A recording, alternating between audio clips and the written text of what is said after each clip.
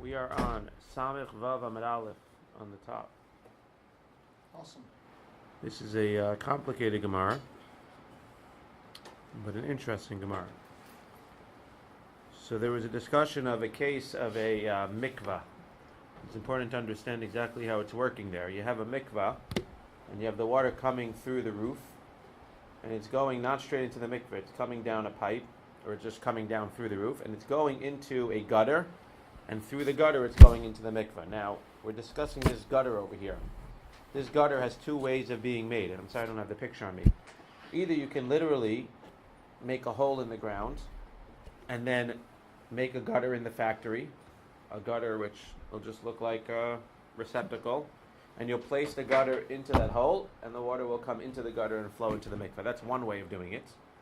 Or, easiest way to understand it is you can literally just take the ground and chisel out a gutter into the ground and let the water fall into the gutter and go into the mikvah. So you're either going to have a hole in the ground and put a gutter in the hole and let it come, or you're going to actually chisel a gutter into the ground. Now what's the difference? Well, if you chisel it into the ground, then for sure it becomes part of the ground. It's considered like land. The question is, if you take a vessel and you sort of insert it into the ground, is that now considered like ground?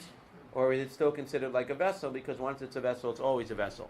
What's the practical difference by a mikvah? As we'll discuss today, we know that the halacha is that a mikvah needs to be natural water. Not just natural water, it can't be mayim she'uvin. It can't be mayim that has been gathered in a vessel. You can't walk, even though it wouldn't be so convenient, you can't take a hose and just fill up buckets or just catch buckets of rainwater and put it into the mikvah. It needs to be needs to be water that goes into the mikvah.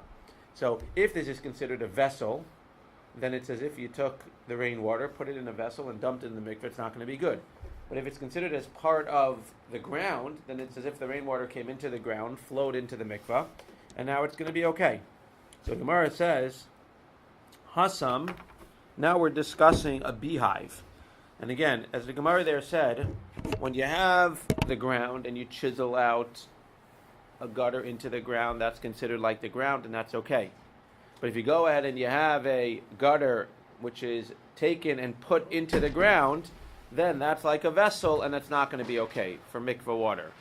But however, we said that a beehive, which you take and then you attach to the ground, that considered like the ground. So the Gemara, again, was trying to find contradictions where in one case it's not like the ground, in one case it is like the ground. So the Gemara thought that in the case of the mikveh, where you take the gutter, which is a vessel, and you put it into the ground, it's not batel to the ground, and it stays as a kli. As opposed to the beehive, which you take and attach to the ground, that now becomes like the ground. So it seems to be contradictory. So Gemara says, Hasam ki da'amar Rabbi Elazar, taima de Rabbi Elazar, my taima da'amar Rabbi Elazar, my taima de Rabbi Eliezer. He says, no. When you take a vessel and you put it into the ground, it actually does not become like the ground. It stays a vessel. Why in the case of the beehive, when you take the beehive and you attach it to the ground, it becomes part of the ground? For a separate reason, because there's a gzeras hakasuv. There's a pasuk that tells you that. What's the pasuk that tells you that a beehive becomes part of the ground? As the pasuk says, "Vayidbo lo sa biyaros hadevash." It calls it a forest of honey. What's a forest of honey? There's no such thing as a forest of honey. Ya'arat hadvash. It's like a forest of honey. So what's the comparison between a forest and honey? Ma ya'ara tolesh mimenu b'shabes chayiv chatas. Af devash haroda mimenu b'shabes chayiv chatas. Just like in a forest, if you go ahead and you cut, by accident you cut off a tree or a fig on Shabbos, a tree or a twig on Shabbos, you're going to be chayiv chatas. So too, devash, which you take off of a honeycomb on Shabbos, you're going to be chayiv for kotzer. Now, you'd only be chayiv for taking off honey from a honeycomb if it's considered as part of the ground. There's no such thing as kotzer if something's not attached to the ground. So, Lamaise, we see here that since there's a gzeres hakasav, a special pasuk, so that's why the honeycomb is considered part of the ground, even though in general, a vessel that is made and then attached to the ground is not considered to be like ground. It's considered to be a separate vessel. We're taking psukim from Nach and using it as a source for halacha? Yes. Yes. Is that you often do? I guess, I don't know how often, but that's what the Gemara says. Yeah. It's using a pasuk from Shmuel Aleph. Interesting pointer though. Yes. Zok the Gemara. Ela Rabbi Eliezer didaf. Rather, it must be the case of Rabbi Eliezer daf. Again, what are we looking for? We're looking at a case that contradicts the halacha by a mikvah. So it's the case of Rabbi Eliezer by the baker's board. Ditnan daf shel nachtu min shekavu bekotel. If you have a baker's board that's put into the wall, Rabbi Eliezer mitar v'chachamim mitamin. Rabbi Eliezer is mitar and the chamim are mitamin. What are you talking about? A baker's board? So there's two possibilities. Either it's a board that they actually bake on, or it's a board that they go ahead, just imagine like in Sobeys where they have the display with all of the donuts. So imagine if that was like put into the wall. So you have an actual piece of wood. Either you attach it to the wall and then bake on it. Imagine like you have the things that are on hinges, and they're in the wall and then they like fold out from the wall. So then you bake on it, or you display your stuff on it. So what is it? So what does that have to do with anything? So Rabbi Eliezer holds that if you have a baker's board, you have a piece of wood, and at this point the Gemara is assuming you take that wood, you put it on hinges, and you attach it to the wall. That actual item is going to be metaher. That thing cannot become tameh. We know that ground or anything attached to the ground cannot become tameh. So what do we see here? We see that if you take this thing and you put it against the wall, if you take this board and attach it to the wall with hinges, it's metaher according to Rabbi Eliezer. But why should that be? According to metaher means that it's tahor. It's going to be pure. It's not going to be able to be mekabel tumah, which means that things on it will not be able to be mekabel tumah, to be impure. But I don't understand. We're saying this is where the Gemara is finding the contradiction in cases. In the case of the gutter by the mikvah, you said if you make the vessel and then you put it into the ground, so then it's considered not like the ground, it's considered like a separate vessel. So Lamaisa, you see over there by the mikvah, when you have a vessel, when you attach to the ground, it's still not like the ground. As opposed to over here, where you take this board and you attach it to the wall, now it becomes like the wall, and it's not makabel tumah. It's not going to get tameh. The Gemara says, no, it's not a contradiction. Why money?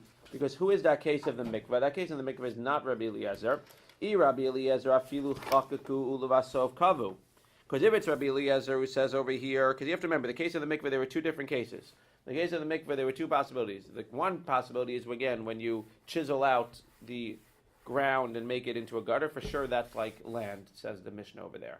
If you take the gutter and you put it into the ground, then it's like, not like land, it's like a separate vessel. So Gemara says, who is this case like the Dav Shel Nachtumin? Well, it depends. It doesn't seem like it's like anybody, because if it's like Rabbi Eliezer, then what would he hold? If Rabbi Eliezer says that, seemingly, again, the Gemara is learning at this point, the Gemara is learning that Rabbi Eliezer would hold that even if you chisel out, not just if you chisel out, if you chisel out a piece of the wall, and then you put it on hinges, and it becomes a baker's table, either you do that, or if you take a separate board and attach it to the wall, either way, it's going to be considered now like the wall. So if that's true, then why, according to Rabbi Eliezer, if that's really like him in the brisa by the mikvah, then according to him, if you take that vessel and you put it into the ground, it shouldn't be a problem. It should be like the ground. So it can't be him. It can't be like him, because according to him, even if you go ahead and you make it first, it should not be like a vessel. It should be like the ground. Rabbanan, and if it's like Rabbanan, afilu kavu levasov chakaku nami. Again, we're trying to find a brisa that's like Rabbi Eliezer, but that contradicts what he says here. Rabbanan afilu kavu levasov chakaku nami. And according to Rabbanan, even if you go ahead and you chisel it into the ground, according to what they're saying here, it seems like if you chisel out the wall and you make it into a baker's table, then it is going to be makabel tumah. So over there, if you chisel out the ground for a gutter, then it should be a problem, and it should still not be considered like the ground. Says the Gemara, La'olam Rabbi Eliezer he. So the case of the mikvah is Rabbi Eliezer. Okay, so the case of mikvah is Rabbi Eliezer. So let's say this outside again, just the chazer. The case of the mikvah is Rabbi Eliezer. So Rabbi Eliezer holds that it depends. If you have a vessel that's a vessel before it gets put in the ground, it stays a vessel. If you chisel out the ground, then it's considered to be like the ground. That's what Rabbi Eliezer says by the mikvah. So what about over here? So over here, he would say that Lamaisa, it's different. Why is it different here? The Gemara is going to say, but right now it seems to contradict himself. Now he seems to say that if you chisel out the wall, it's going to be tahor. And even if you take a board and attach it to the wall, it's going to be tar. That contradicts what he says by the mikvah. Says the Gemara, no. Vishani pshuto kli eitz de tuma dirabbanan. This is a very hard Gemara. But the Gemara is saying that you're right. According to Rabbi Eliezer's svara, by the mikvah, if you take a gutter and you put it into the ground, it doesn't become like part of the ground. It stays as its own vessel. and therefore it's going to be a problem of my yeshuvim. So why, when you take a board, a regular wooden board, and you attach it to a wall to be a baker's board, why is it tahor? Why is that not makabel tumah? Every vessel is makabel tumah. The Gemara says that he holds that, you're right, vessels in general are makabel tumah, but there are certain types of vessels that are not makabel tumah. A flat wood vessel that has no receptacle is not makabel tumah. A metal vessel is going to be makabel tumah no matter what. A wooden vessel that's a kli that has a receptacle is going to be makabel tumah. A flat wooden board that has no receptacle is not going to be makabel tumah. That's what the Gemara says. V'shani pshute kliates de tumah dirabanan. It's not going to be makabel tumah on a deoraisa level. The rabbis goes there that even a flat wooden board will be makabel tumah midirabanan. How does this help? So again, metal is always makabel tumah midiraisa. It can become tamei. A wooden receptacle can be makabel tumah on a deoraisa level, on a biblical level. The rabbi said that a flat wooden board, let's say like a table, even though it's not a table because it's a utensil, but just the top part of the table, a flat wooden board is not makabel tumah on a biblical level, only on a dirabanan level. Therefore what? Therefore, since it's only makabel tumah on a dirabanan level, the rabbis made a gezerah that even though in general if you would take a piece of metal and attach it to the wall, the metal would still stay a separate kli and it would be makabel tumah. Since this piece of wood is only makabel tumah on a rabbinic level, when I take it and attach it to a wall, the rabbi said in that case we're not going to say that it's going to be makabel tumah, we're going to make it part of the wall. So in general, if I ask you, if you take a utensil and you attach it to the ground, is it part of the ground? The answer is no. In a special case where the item is only makabel tumah on a rabbinic level, where the laws are only rabbinic as it is, then when you take that piece and you attach it to the wall, in that case, since it's not so strong by itself, we'll make it part of the wall. We'll make it as if it's ground. That's the difference. But Ein Achanami, Rabbi Eliezer holds, you take a utensil, you put it to the ground, it's still not like the ground. It's a separate utensil. You take a gutter, you put it in the ground, it's still a separate utensil. Water that goes through there is mayim she'uvim. It's going to be not good for the mikvah. Why in this case by the baker's board is it going to be okay? Why, if you attach it to the wall, does it become part of the wall and it's not makabel tumah?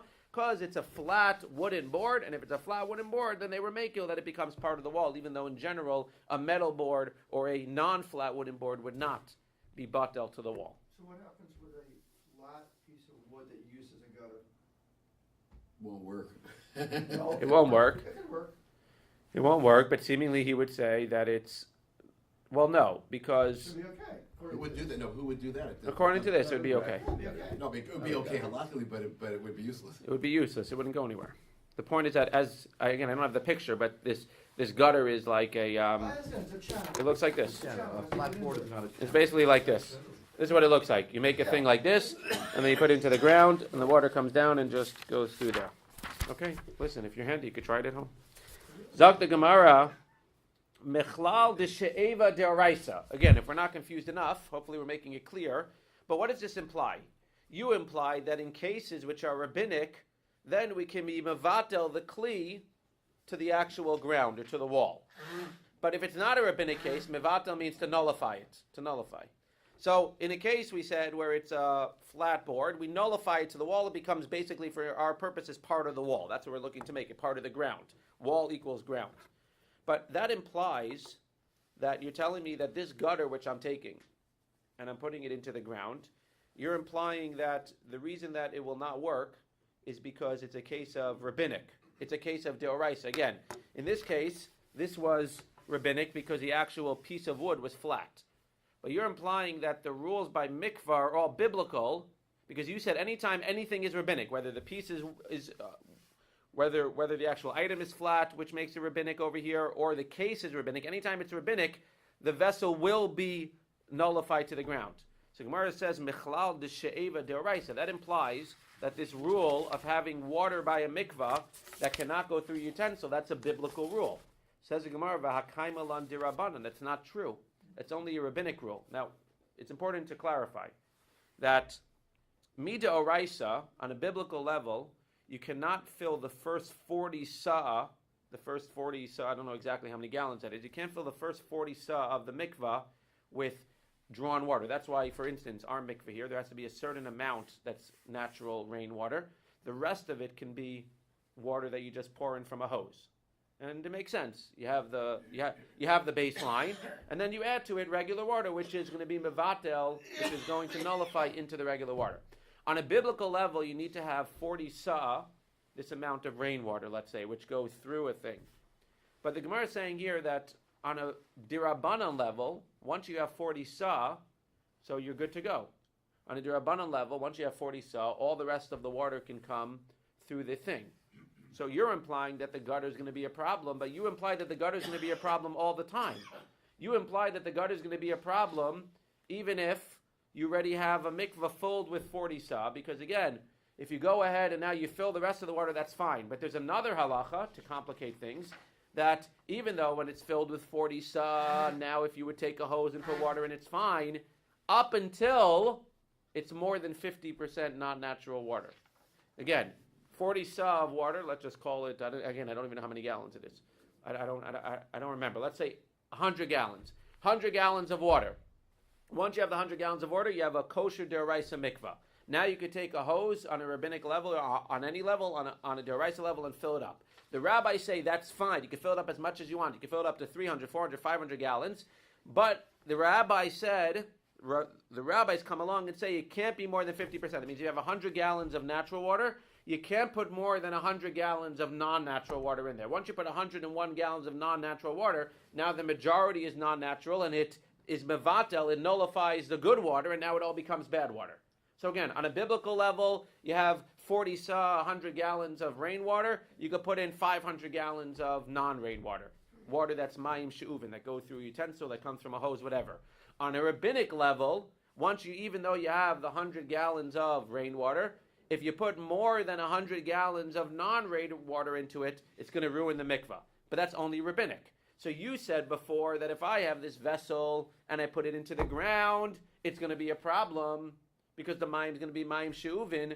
But the Gemara implied it's going to be a problem even for those extra liters, even for the liters that only are going to go ahead after you already have the original 100 gallons. But I don't understand.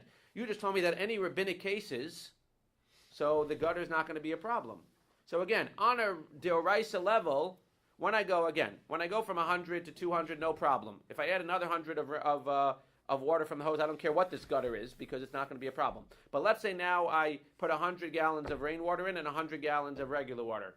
Now that 201st gallon, it comes through my ceiling and goes through this gutter that was made and placed in the ground. Well, now it depends. If it's part of the land, it's fine. The mikvah is fine. If it's not part of the land because you made it off-site and you put it in, it's going to be a problem. Says the Gemara, why is it going to be a problem? It's only going to be a rabbinic problem if you would take and add another gallon from a hose and surely through a gutter. If it's only a rabbinic problem, we say that by rabbinic problems, the rabbi said that if you make something off-site and you place it in the wall or in the ground, then on a rabbinic problem, it's not going to be a problem, and we're going to consider it like the land. That's what we said by the board of the baker. That since it was only rabbinic to have this wooden board, you put it in the wall, even though in general you make it off-site and you put it in the wall, it's not going to be mevatel to the wall. Since we're dealing with a rabbinic item, which is this flat board, if you put it in the wall, it becomes mevatel to the wall. So too over here, why don't you say that if you build a thing off-site and you put it in the ground, since you're dealing with the 201st gallon of water in the mikvah, which is only a rabbinic problem, so say, even though in general, if I were to make it off-site and put it in the ground, so for the first 100 gallons, it would definitely be a problem. But for that 201st gallon, it shouldn't be a problem, because we're only dealing with a rabbinic problem. Says the Gemara, another problem is, Rabbi Yossi Rabbi Chanina, mateches machlokes. You're assuming that they were arguing by the baker's board, which was made out of wood. It's not true. They were arguing where it was made out of metal. And even when it was made out of metal, which is definitely a biblical problem, Rabbi Eliezer still says that it does not become part of the wall. So your whole thing goes out the window. So you have no proofs. You can't say anything about that case of the baker's board. Therefore, the Gemara needs to retract every comparison made to the case of baker's board, which is the beauty of the Gemara. You can learn a whole Gemara and then just throw it out, which is what we do all the time. But the learning itself has chashivas and is important. La'olam, therefore, says the Gemara, no, the case of the mikveh is Rabbanan hi. It's the rabbis. So it's the rabbis, but I don't understand. The rabbis said that what? The rabbis said that something is always going to be metame. The rabbis said that a vessel should always be a problem.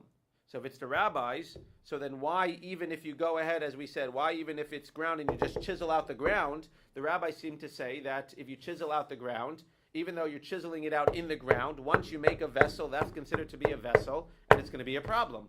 That's what we said on the back of Samach Vav Amid Aleph. We said that Irabanan afilu kavu uluvasov chakaku nami. According to the Rabbanan, even if you chisel out in the ground, it should still not be considered like the ground. It should be considered like a separate vessel. Says the Gemara, no, la'olam Rabbanan that it's Rabbanan, vishani she'iva de Rabbanan. Now we're going the opposite. We're saying you're right. This whole thing about she'iva, like mayim shovim, like I told you, this 201st gallon, it's only rabbinic. So even though the rabbis in general hold that if you go ahead and you chisel out the baker's board from the wall, it's still going to be considered its separate utensil. Even if you go ahead and chisel out the gutter from the ground, it's still going to be considered a separate utensil, which is going to be a problem in the case of the water by the mikvah, where that 201st gallon is only rabbinic anyway. In that case, we'll let you use the gutter which was chiseled out from the ground. We still wouldn't let you use a gutter that was taken as a separate vessel and put in the ground. But since it's only rabbinic, that 201st gallon, in that case, for the 201st gallon, if the water goes through a gutter that was chiseled into the ground, we'll say that for those purposes, even though in general it's like the ground, for those purposes it's not like the ground. I'm sorry, even though in general it's not like the ground, for those purposes it is going to be treated like the ground. Says the Gemara, Ihachi afilu chakaku lavasov kavu nami. So now the Gemara tries to go the other extreme, but we already spoke about this. Let's say you make it offside and then you put it in, so it should be okay as well. Says the Gemara, no. Shani hasam de'ika toras kli alav betalish. No. Of course, if you make it offside and put it in, nothing to talk about. It's definitely its own kli. However, again, the rabbis will be makil in the case where you only have a rabbinic problem with that 201st gallon. If you go ahead and you chisel it into the ground, in that specific case, it will be considered like the ground and not like a separate kli. Again, not easy Gemara, but hopefully understandable. Okay, now we're going to sort of switch gears a little bit, and we're going to talk about the same thing about whether things are considered like the ground or not, but we're going to walk away from the mikveh case for a second. Boy Rav Yosef, me geshamim shechashav aleha le'adiach esa itztroblin mahu lezrayim. In case you weren't confused yet, so there's something called hechsher tumah. If I have an item, so the Gemara uses seeds as an example. I have seeds. So those seeds are mekabel tumah. Most things are mekabel tumah. They can contract tumah. There's a halacha which is a gzeras akasav based on a pasuk that in order for something to contract tumah, it needs to become wet.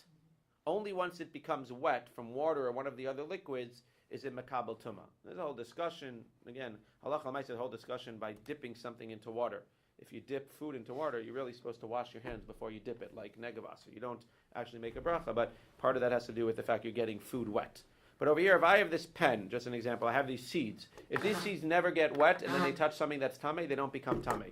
Once they touch water and then they touch something that's tamei, they themselves become tamei. Now, what happens if you have mei geshamim that's to wash your millstone? Well, what's the difference?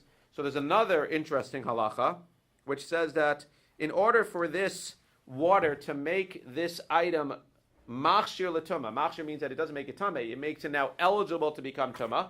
That water needs to be water that was not collected for the purposes of the ground. What does that mean? If it rains and now my field is all wet, and I take this pen or I take this rhyme and I touch it to the water that was meant for the field, it is not machshir l'tumah. It can still not become a mekabel tumah.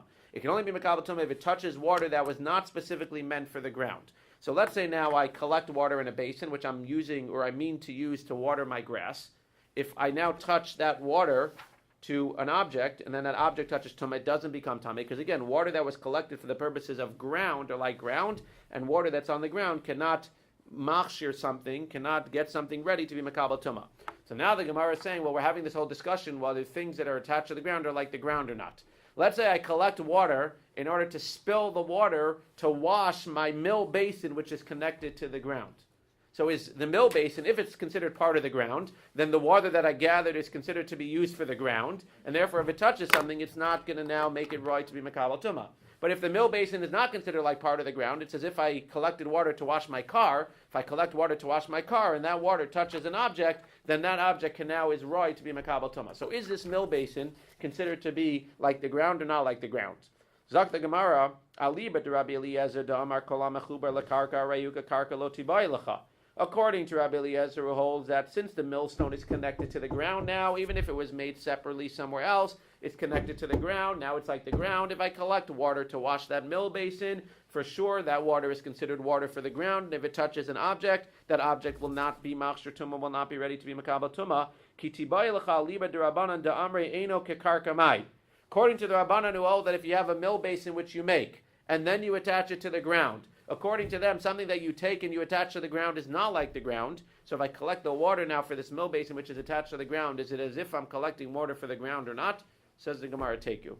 Unclear. Even though that object now becomes part of the ground, is it part of the ground enough to consider the water that you collect for it as part of the ground or not? That's the take you. You mean the intention? The intention of you when you collect the water. Is If the intention of you... that makes it decide whether it's ground. Correct. If the intention is... It's fascinating, yeah. If the intention is for something that's going to be on the ground or attached to the ground, then again, we're trying to figure out. If it's for the intention of to water the grass or to water the ground for sure, then that water cannot be used to make something else fit for tumah. But at the end of the day, if it's meant to pour onto something that's attached to the ground, which was made and then attached to the ground, the Gemara says, I'm not sure whether for those purposes your intent of washing the mill basin is going to be considered to make this water now able to be machshir tumah to something else. Is that a takeaway even on matechas, or is it only on something which is something which was it from? No, 1 second, you're confusing. Matechas has nothing to do with this. Matechas is the actual item over there, metal. I'm asking about this mill ring. Again, there's nothing to do with what the mill. No, don't 1 second. This is no. It has nothing to do with The matecha thing had to do with this board, which is attached to the thing. That's I'm asking on this particular point. It doesn't matter what the mill basin is made out of, and the question is whether that mill basin is considered to be part of the thing or not, of the karka or not. Right. For sure. So you're saying because you want to argue. No, the only reason that I brought in metal before was because we were trying to create a case where the baker's table would be a tumah dirabanan. But over here, we're not trying to create a case where we're dealing with tumah. We're just trying to figure out whether this is part of the wall or not. That's the case. I understand, but isn't it? I understand what you're saying. It's mechuber the karka if it's made out of eights. No, the opposite. Oh yeah. You're saying it would be more. Yeah. Anyway, the mill basin. The mill basin is not made out of eights either. I think the mill basin is talking about is made out of stone. I'm almost positive it's made out of stone. That's what we're talking about here. It's an interesting question. He's always chopping good questions over here. Okay. One day you'll give the share and I'll ask the good questions. Shalach le Rav Nechemya Breder Rav Yosef, le Rabba Breder Rav Huna, Zuti Lenarda. We always like these lines, 2 lines. When it's a hard Gemara, we always like 2 lines of just people. Ki asya hach itisal kamach. One more rule, and again, even if we don't understand every single detail in the daf, the point is we got a lot of yedios, a lot of different klalim, a lot of different rules today. And here's another rule to take home with you, even if you don't remember every single detail. Another rule is that when a woman has a father and she's unmarried and unfortunately her father dies, so the halacha is that we take part of his estate and we set it aside, which makes a lot of sense, as halacha always does. We set it aside for her dowry. The halacha is obviously that if there are sons, then we do this. If there are no sons, then she'll get all the money anyway, or she'll split it with her sisters. If there are 3 daughters, then all of his money is going to 3 daughters, and then there's no dowry that's set aside. But l'maisa, if there are sons, then the sons inherit the father's property, and the daughters don't get anything. But even in the case where there are sons, the halacha is that we take 1/10 of the father's estate and give it to each unmarried girl. Okay, what happens if there are 10 girls? Good question. Okay. But assuming that there's an estate, so you take 1/10 of the estate and you give it to this unmarried girl. So now you have this unmarried girl, and they say that when this unmarried girl comes to you, Agba Isser Nichsei, you should give the 10th of the estate from the father. Again, she's unmarried. Afilu mi'at strubule direchaim. What does that have to do with what we're talking about? Well, the halacha that you give a 10th of the estate, you don't give a 10th of the movables. A 10th of the estate is the 10th of land. So if they have movable property, we don't split that up. That all goes to the sons. If they have a house in Thornhill, which is worth $4.8 billion, so then at the end of the day, you take a 10th of that and you go ahead and you give it to the sons and you give it to the daughters. So it's saying, the question now they're saying that this Ashtrabule Direchaim, this millstone rings, this millstone basin, is considered to be part of the ground for the purposes of splitting up the stuff. Therefore, if it's considered to be part of the ground, it's considered to be part of the equation of the 1/10, and that 1/10 can come even from this millstone basin, which you see over here again, that you're only going to do that if the millstone basin is considered to be part of the ground. If it's considered to be a movable item, then it's out of the equation, and you don't take the 10th of it, and that goes straight to the sons. Ravashi says, Ki avinan be Rav Kahana, when I was by Rav Kahana, he said, Magbinan afilu me'amla debase.